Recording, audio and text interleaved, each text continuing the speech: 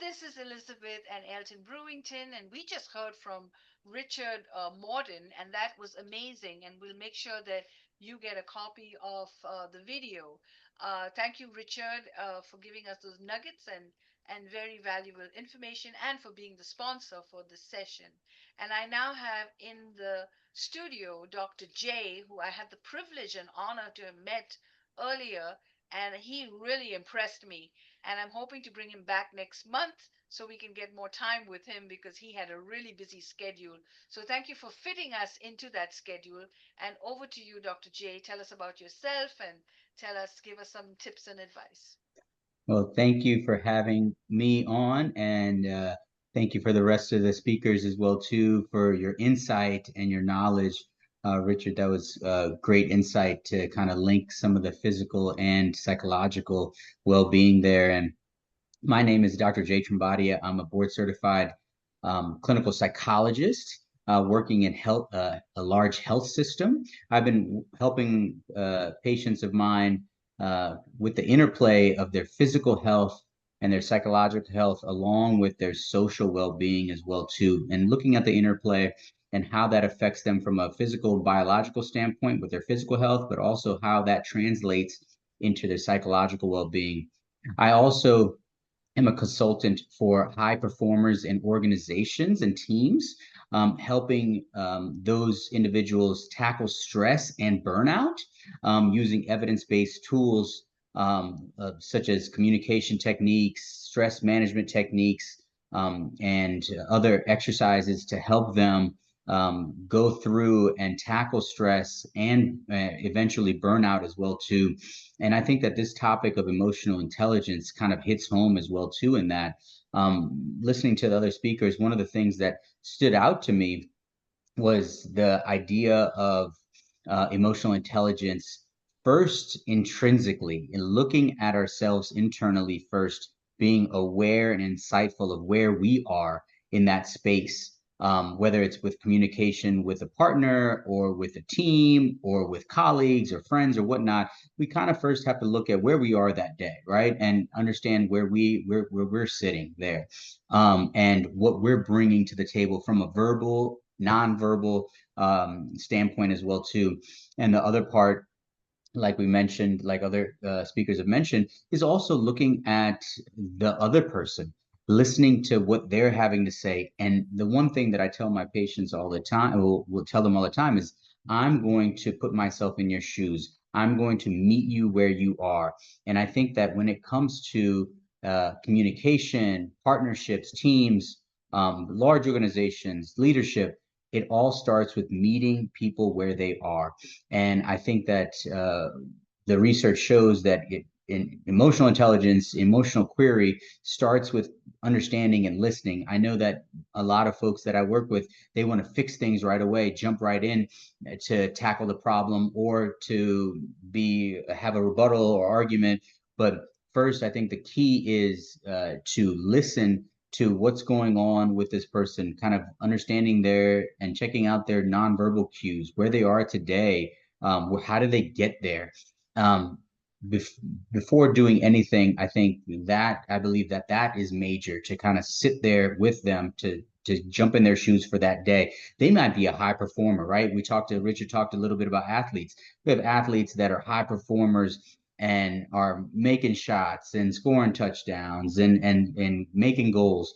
But on certain days, they might not be that person. And we as helpers in the helping profession, whether it be clinicians or counselors, we want to meet them where they are, along with partners and family members and community members. We want to meet that person where they are. So I think that awareness of oneself and inside of oneself, but also awareness and being where they are, is going to be the starting point for anything. And whether that's leadership, partnerships, spousal relationships, romantic relationships, and so forth. That also embodies empathy, right? Trying to put yourself in their shoes to understand where they're coming from first. Again, with our listening ears first, before we're ready to kind of fire back with some tips, techniques, and action items and so forth. I know a lot of us want to do that, not just as thought leaders and as professionals, but people in our daily lives as well too, right? You have a coworker coming up to you and saying, "Hey, I have this going on." We're ready to just before they even finish their sentence, we're ready to say A, B, and C, and that happens in relationships often as well too, and in partnerships. We're ready to fire off instead of listening to where they are. Kind of before you're ready to fix, let's start listening. I think that's a bigger thing.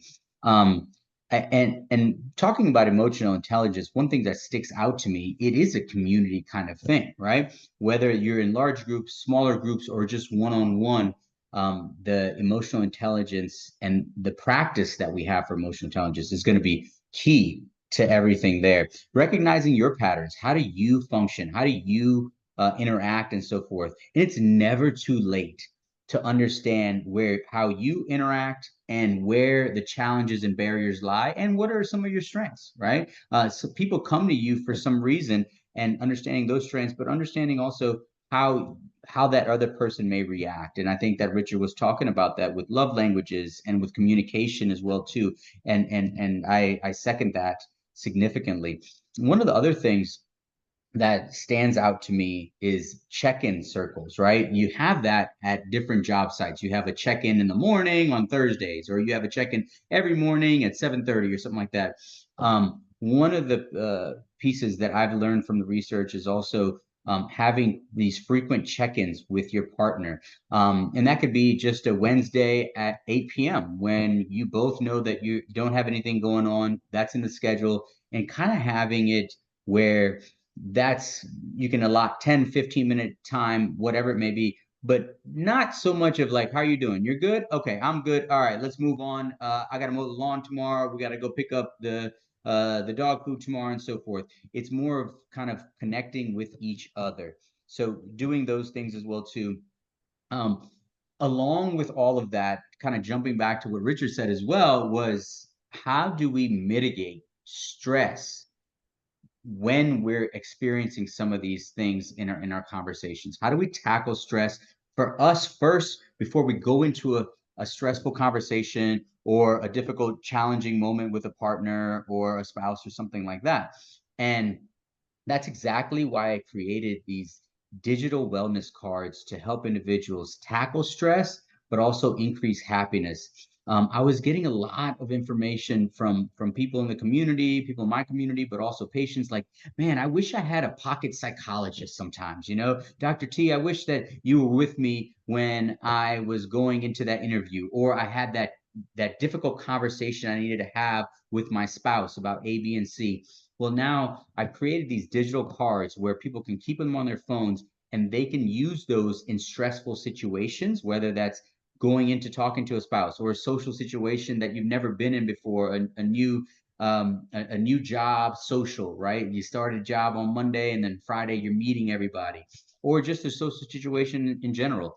So I have these cards that you can just whip out right there in real time, and they'll help you from quick breathing exercises to affirmations, and these are all evidence based to help you quickly kind of regroup yourself, recenter yourself, and regulate some of your emotions.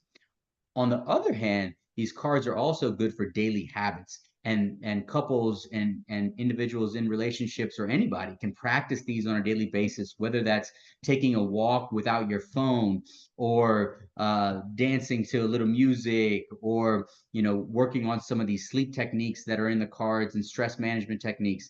So I wanted to point that out because some of the things that I hear the most when it comes to relationships, partnerships, coworkers, whatever it may be, is that I'm stressed, you're stressed, and now that conversation that we're having is underneath a cloud of stress.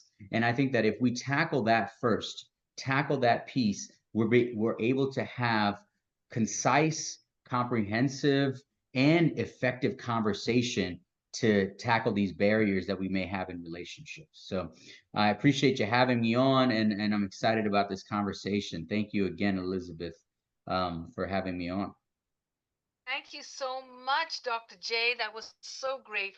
I love the card idea and the affirmations, and especially in this time of age, nobody should be suffering. We always talk about being on the bright side, and I thought that was so delightful. I was so delightful to have you on our show. And I'm looking forward to having you back next month as well with our veterans and our business owners. So I can. thank you for that. Yes, go ahead. And I can put the card link down below in the chat as well too, Yes, just so our group and everybody else can check them out as well too. I'm excited about next month as well too. Thank you. yes. So everybody, please put your links in the chat. I know Andrea's inviting everybody to her zillion women. I don't know if I'm saying it right. Zillion her, and then everybody's offering some great things today. And I'll make sure that it's available in the video comment description, so that if you're watching it on Facebook, Instagram, or wherever you watch this video, that you can also be part of our special gift giving as well. So thank you so much, and we look forward to having you.